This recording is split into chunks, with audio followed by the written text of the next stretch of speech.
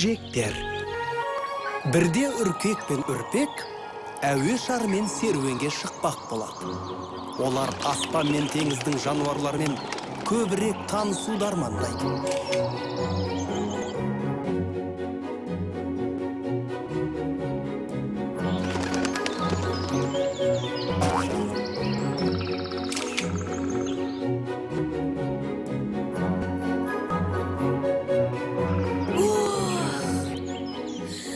Құс сияқты ұшсақ қой.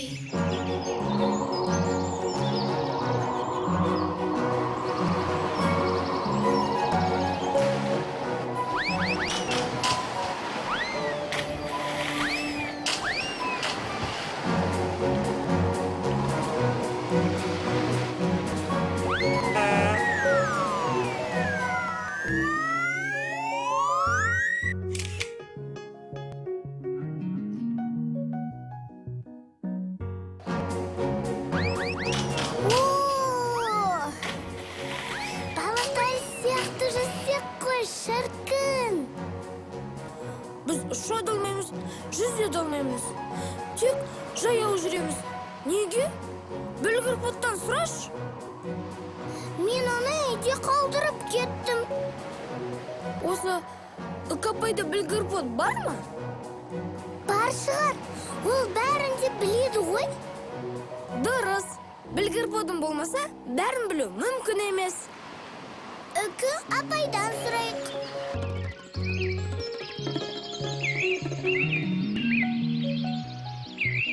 Сәлеметсіз бе, Үкапай?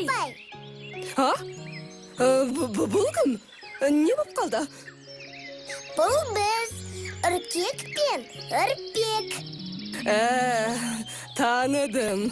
Әрине, таныдым. Маған қандай сұрақтарың бар? Айтыңызшы, сізде білгір пот бар ма? Бұл не тағы? Бәрін білетін зат. Бәрін білетін зат. Бәрін білу мүмкін емес, кішкентай достарым. Сізді бәрін білет деп естігенмін. Бәрін білмеймін.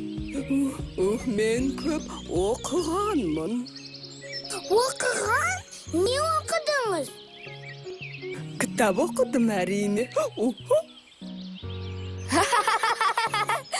Бәр жазылған кітап бола ма екен? Үйімді көрсеңдер, бәрін түсінесіңдер.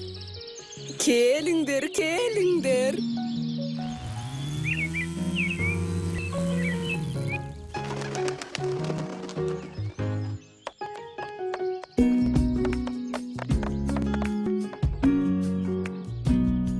Охо! Монша кітапты кім көрген? Охо! Осының бәрінде оқыдыңыз ба?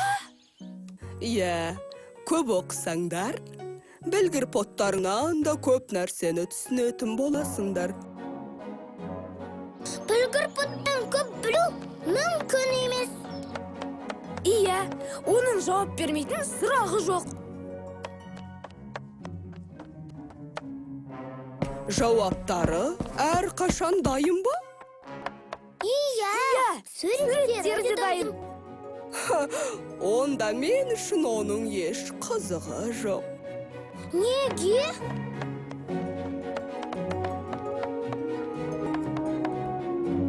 Жауаптары мен суреттері дайын болса, ой қиялым оянбайды ғой.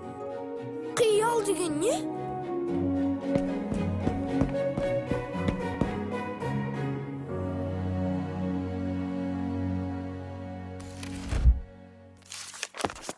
Ол сенің ойыңнан туатын таңғажайып әлем, нағыз сиқыр.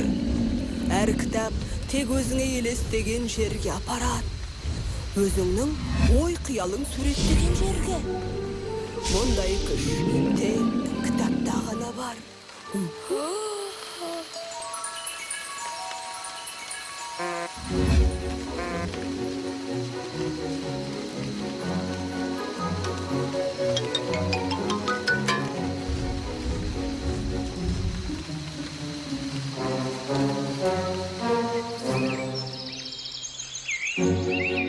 сиқырлы қасиеті бар екен ғой.